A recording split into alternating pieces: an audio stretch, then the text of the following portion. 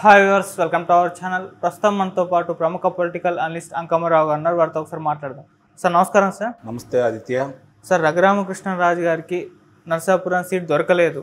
BJP ఇవ్వలేదా, లేకుంటే జగన్మోహన్ రెడ్డి గారు ఏమైనా ఇన్ఫ్లుయెన్స్ చేసి ఇవ్వకుండా చేశాడా? రఘురామకృష్ణరాజు గారు అయితే అదే ఆరోపిస్తున్నారు. మరి మీ ఒపీనియన్ ఏంటి సార్?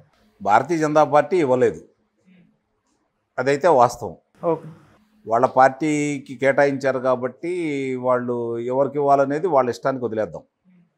కానీ ఆంధ్ర రాష్ట్ర ప్రజలందరూ కూడా కోరుకుంది తిరిగి నరసాపురం నుంచి రఘురామకృష్ణరాజు గారు పోటీ చేయబోతున్నారు, విజయం సాధించబోతున్నారు.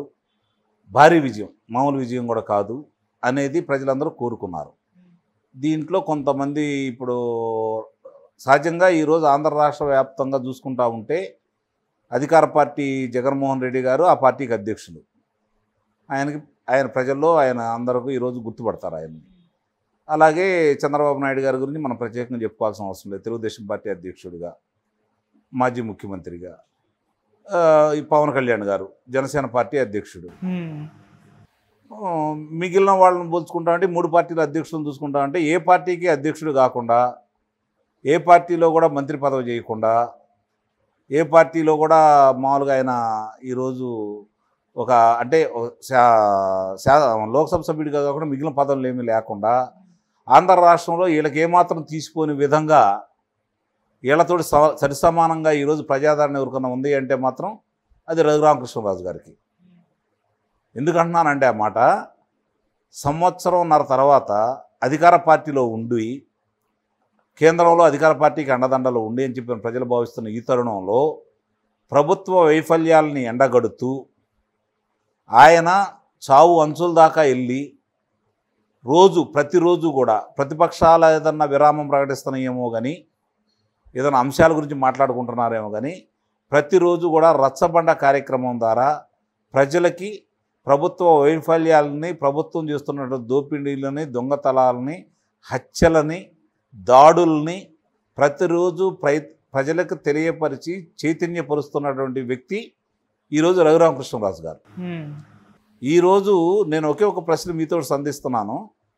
రఘురామకృష్ణరాజు గారికి నరసాపురం లోక్సభ స్థానానికి నిలబడే అవకాశం లేకుండా చేసిన దాంట్లో జగన్మోహన్ రెడ్డి గారు విజయం సాధించారా, లేకపోతే రఘురామకృష్ణరాజు గారు జగన్మోహన్ రెడ్డి గారి మీద విజయం సాధించారా? చెప్పండి నాకు.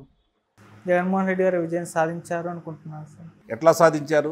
రఘురామకృష్ణరాజు గారు విజయం సాధించారు.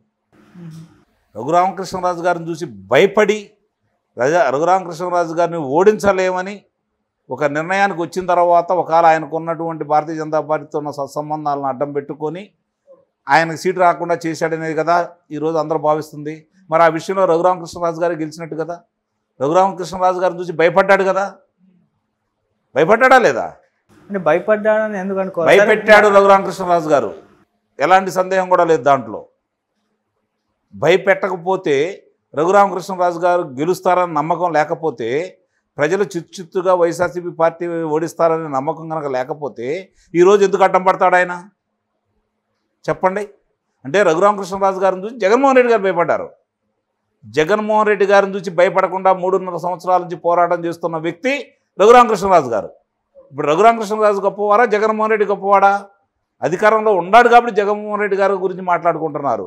అధికారం లేకుండా అధికార పార్టీ మీద పోరాటం చేస్తున్నటువంటి రఘురామకృష్ణరాజు గారు గొప్పవాడని అయితే నేను భావిస్తున్నాను.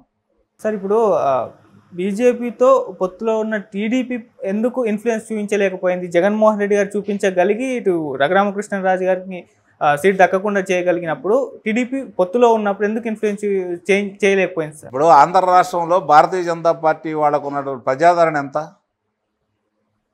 గత ఎన్నికల్లో వచ్చిన ప్రజాదరణ ఎంత? ఈ రోజు ఉన్నటువంటి ప్రజాదరణ ఎంత? మరి వాళ్ళు 6 లోక్సభ స్థానాలు, 10 శాసనసభ స్థానాలు తీసుకున్నారు అంటే ఇక్కడ తెలుగుదేశం పార్టీ అధినేత మాట చెల్లుబాటు అయితే వారికి అన్ని స్థానాలు వచ్చాయా? లేవు కదా. కేంద్రంలో ఉన్న అధికారాన్ని అడ్డం పెట్టుకొని వాళ్ళు మాకు ఇన్ని కావాలని చెప్పి బలవంతంగా తీసుకున్నారని చెప్పి ప్రజలు భావిస్తున్నారు, నేను భావిస్తున్నాను. ఓకే. మరి అన్నప్పుడు చంద్రబాబు నాయుడు గారు ఫలానా వాళ్ళకి కావాలి, ఫలానా వాళ్ళ వద్దు అని చెప్పి వాళ్ళని ఒప్పించగలరని మనం భావించాలా? నిస్సందేహంగా నేనైతే భావించట్లేదు, ప్రజలు కూడా భావించట్లేదు. ప్రజలు ఈరోజు రఘురామకృష్ణరాజు గారికి అన్యాయం చేసింది భారతీయ జనతా పార్టీ అని భావిస్తున్నారు. రేపు తెలుగుదేశం పార్టీ కావచ్చు, జనసేన పార్టీ కావచ్చు, ఆ పోరాట యోధుడిని కనుక గుర్తించి వీళ్ళు సముచిత స్థానం ఇస్తే వీళ్ళు ఈరోజు ఆంధ్ర రాష్ట్ర ప్రజానీకానికి ఒక చక్కని సందేశం ఇచ్చిన వాళ్ళు అవుతారని అయితే నేను భావిస్తున్నాను. అలా కాకుండా కనీసం వీళ్ళు ఇప్పుడు భారతీయ జనతా పార్టీ వాళ్ళ ఇష్టం కాబట్టి వాళ్ళు ఇచ్చారు, వీళ్ళు ఇవ్వకుండా అది కూడా వాళ్ళు అడ్డం పడ్డారు అంటే మాత్రం దాని గురించి తీవ్రంగా ఆలోచించాల్సిన అవసరం ఈరోజు ఎంతైనా ఉంటుంది. నాకు తెలిసినంత వరకు తెలుగుదేశం పార్టీ తరఫున తెలుగుదేశం పార్టీ జనసేన కూటమి సందర్భంగా ఆయన తిరిగి లోక్సభకి ఎన్ని కాబోతున్నాడని అయితే నేను ఘంటాపథంగా చెప్పగలను. అందుట్లో ఎలాంటి సందేహం కూడా ఏం లేదు. భారతీయ జనతా పార్టీ తరఫున పోటీ చేయకుండా నిలువరించగలిగారేమో కానీ ఆయన ప్రజాక్షేత్రంలో ఆయన లోక్సభ సభ్యుడు కాకుండా నిలువరించే శక్తి జగన్మోహన్ రెడ్డి గారికి ఉందని అయితే నేను భావించట్లేదు. అంటే సార్ ఇప్పుడు వైసీపీ పార్టీలో ఎంపీగా ఉంటూ వైసీపీ పైనే విమర్శలు చేయడానికే రఘురామకృష్ణరాజు గారు తన సమయాన్నంతా కేటాయించారు కదా, ప్రజల సమస్యల గురించి ఎప్పుడు ఆలోచించలేదు అన్న ఒక విమర్శ చేస్తున్నారు. అంటే ఇప్పుడు రోజు మాట్లాడేది ప్రజా సమస్యలే కదా, రోజు మాట్లాడేది ప్రజా వ్యతిరేక విధానాల మీదే కదా, రోజు మాట్లాడేది ప్రజలు పడుతున్న ఇబ్బందుల గురించే కదా అతను మాట్లాడుతుంది. దాడుల గురించి మాట్లాడుతున్నాడు, దౌర్జన్యాల గురించి మాట్లాడుతున్నాడు, వాడు చేసే అన్యాయాల గురించి మాట్లాడుతున్నారు, వాడు చేసే దోపిడీ గురించి మాట్లాడుతున్నాడు, దౌర్జన్యాల గురించి మాట్లాడుతున్నాడు. ఇవన్నీ ప్రజల సమస్యలు కదా. ఆయన సమస్య చావు దాకా వెళ్ళి ఎన్నికొచ్చాడు ఆయన సమస్య అయితే కాదు కదా. ఆయన సమస్య అయితే ఆయనకు లొంగిపోయేవాడు కదా. ఆయన సమస్య అయితే ఇప్పటికి మళ్ళీ తిరిగి అక్కడ పోటీ చేసేవాడు కదా లోక్సభ సభ్యుడిగా.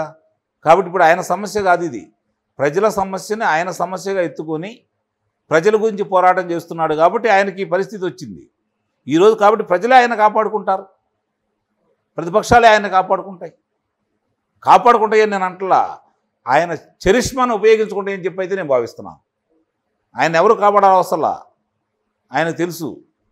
ఇప్పుడు ఆయనకు ఉన్నటువంటి పేరు ప్రఖ్యాతుల్ని ఈరోజు ప్రతిపక్షాలకు ఉపయోగపడుతుందని నేను భావిస్తున్నాను. మరి ఇప్పుడు ఆయన నరసాపురం నుంచి ఇండిపెండెంట్గా ఉన్న పోటీ చేసే పరిస్థితుల్లో కూడా ఆయన స్వతంత్రంగా పోటీ చేయడు, కూటమి ద్వారానే లోక్సభలో అడుగు పెడతాడు. ఇది రాసి పెట్టుకోండి. ఓకే, 3-4 రోజుల్లోనే మంచి వార్త వింటాం మనం. కూటమి ద్వారానే ఆయన లోక్సభ సభ్యుడిగా ఆయన ప్రవేశించబోతున్నాడు మళ్ళీ తిరిగి. అందుట్లో ఎలాంటి సందేహం కూడా లేదు. వీళ్ళు అనుకున్నది ఇప్పటికైనా సరే నాకున్న ఆశాభావం ఏంటంటే మార్పులు చేర్పులు జరగటం అనేది ఎన్నికల చివరి రోజు వరకు కూడా జరుగుతూ ఉంటాయి, నామినేషన్ చివరి రోజు వరకు కూడా ఆ ప్రక్రియ కొనసాగుతూ ఉంటుంది. కాబట్టి ఇప్పుడు వాళ్ళు ప్రకటించినవన్నీ వాళ్ళే కొనసాగుతారని అయితే నేనైతే భావించట్లేదు. మార్పులు జరగవచ్చు, ఒకవేళ జరిగినా జరగకపోయినా లోక్సభ సభ్యుడిగా రఘురామకృష్ణరాజు గారు లోక్సభ సభ్యుడిగా మళ్ళీ లోక్సభలో ప్రమాణ స్వీకారం చేయబోతున్నాడు, కార్యక్రమాలు నిర్వహించబోతున్నాడు. ఇది నేను ఘంటాపథంగా చెప్పగలను. Okay sir, thank you so much sir. Thank you.